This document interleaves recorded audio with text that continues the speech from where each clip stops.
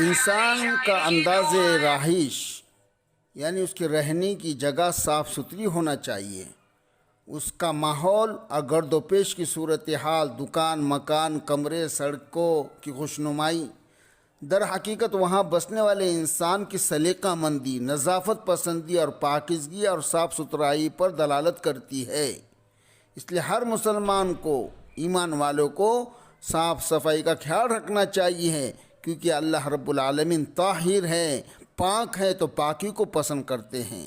اللہ رب العزت کی نگاہ میں وہ لوگ محبوب اور پسندیدہ قرار دے جاتے ہیں جو ہر معاملے میں نظافت پسند کی یعنی پاکیزگی، طہارت کی اسلامی فکر کو ملحوظ رکھتے ہوئے زندگی گزارتے ہیں.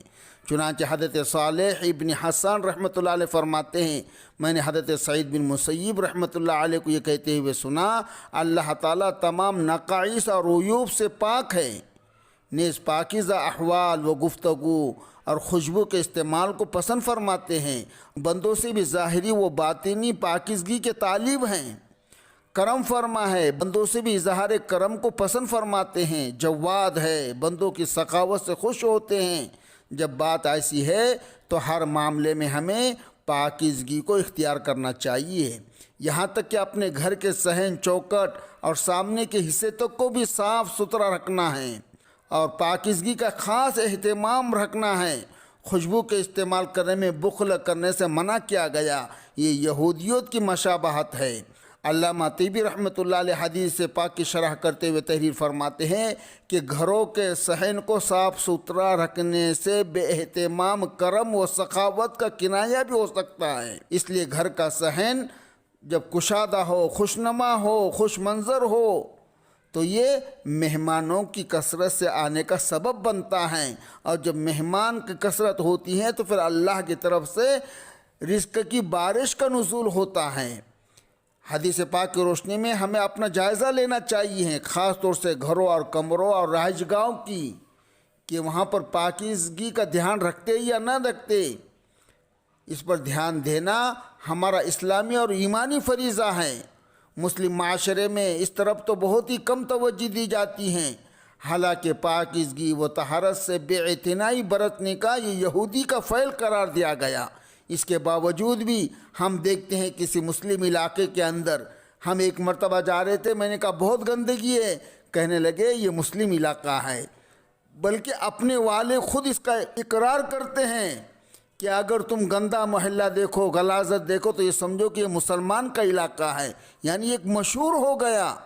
تو میرے بھائیوں، اپنے کو پاکیزگی کے ماحول کے اندر رہنے کی فکر کرنا ہے، کیونکہ اسلام مذہب پاک ہے، وہ پاکیزگی کو پسند کرتا ہے. ہم اپنے ہی زبان سے اقرار کرتے ہیں کہ اگر مسلم محلے کو دیکھنا ہے تو وہاں پہ گندگی اس کی علامت ہے. ایک مسلمان کے لیے اپنے جسم اور کپڑوں کی ناپاکی اور پاکی کا اہتمام رکھنا نہایت ہی ضروری ہے. اگر تھوڑی بھی اس کے اوپر غلاظت اور گندگی آ جائے فوراً اس کو تبدیل کرنا چاہیے. اس لیے اسے دن رات میں 5 مرتبہ نماز جیسی عبادت کی ادائیگی کے لیے حصول طہارت کی ضرورت پڑتی ہے. نماز کی صحت کے لیے کپڑے، جسم اور جگہ کا پاک ہونا شرائط اولین میں سے ہیں. پاکی کے سلسلے میں ذرا سی بے احتیاطی نماز کے رائگاں ہونے کا سبب بن جاتی ہے اور قبر کے عذاب کا باعث بن سکتی ہے، جس کا اندازہ آپ اس روایت سے لگا سکتے ہیں کہ حضرت ابو امامہ رضی اللہ تعالیٰ عنہ فرماتے ہیں، ایک دن سخت گرمی کے زمانے میں نبی کریم صلی اللہ علیہ وسلم جنت البقیع کی طرف تشریف لے جا رہے تھے. صحابہ کرام آپ کے پیچھے پیچھے چل رہے تھے. جب آپ صلی اللہ علیہ وسلم نے صحابہ کرام کو دیکھا پیچھے چل رہے اور ان کی جوتوں کی آواز سنائی دے رہی تھی تو آپ صلی اللہ علیہ وسلم بیٹھ گئے اور صحابہ کے اپنے سے آگے بڑھا دیا تاکہ دل میں کسی قسم کی برائی پیدا نہ ہو. پھر جب آپ صلی اللہ علیہ وسلم جنت البقیع قبرستان سے گزرے تو 2 قبروں کو دیکھا جن میں 2 آدمی مدفون تھے.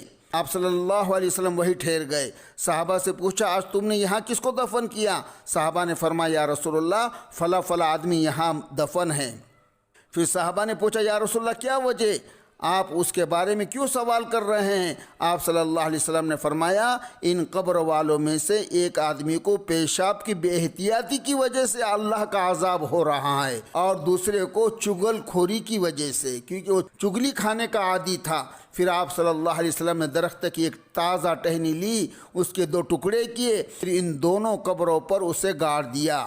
صحابہ اکرام نے پوچھا یا رسول اللہ آپ نے ایسا کیوں کیا؟ آپ نے فرمایا میں نے یہ کام اس لیے کیا تاکہ ان پر ہونے والے عذاب میں کچھ کمی ہو جائے۔ صحابہ نے پوچھا یا رسول اللہ کب تک ان لوگوں کے عذاب میں کمی رہیں گی؟ آپ نے فرمایا یہ تو غیب کی بات ہے جس کو اللہ کے سوا کوئی نہیں جانتا۔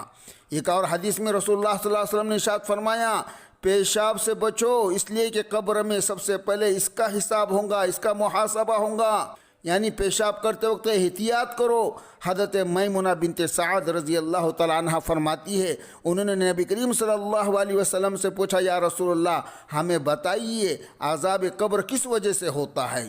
اب صلی اللہ علیہ وسلم نے فرمایا پیشاب کے اثر سے، یعنی پیشاب میں بد احتیاطی کرنے کی وجہ سے جس شخص کے جسم پر پیشاب کے چھینٹے آ جائے اسے وہ دھو لینا چاہیے، اور اگر نہ دھوتا اس پر احتیاط نہیں کرتا، اللہ کے رسول نے فرمایا اکثر عذاب پیشاب کی نااحتیاطی کی وجہ سے آتا ہے۔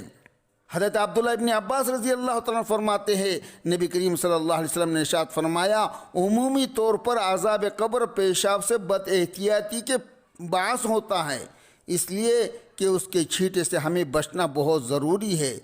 تو ان روایت پر نظر ڈالنے سے اندازہ ہوتا ہے کہ نبی کریم صلی اللہ علیہ وسلم نے پاک و صاف رہنے اور نجاست و ناپاکی سے اعتراض کرنے پر کیسی تاکید فرمائی، خاص طور پر پیشاب کے اندر بے احتیاطی۔ اس سے اللہ تعالیٰ ہمیں اور سارے مسلمانوں کو پاک رہنے کی اور ناپاکی سے بچنے کی توفیق عطا فرمائے۔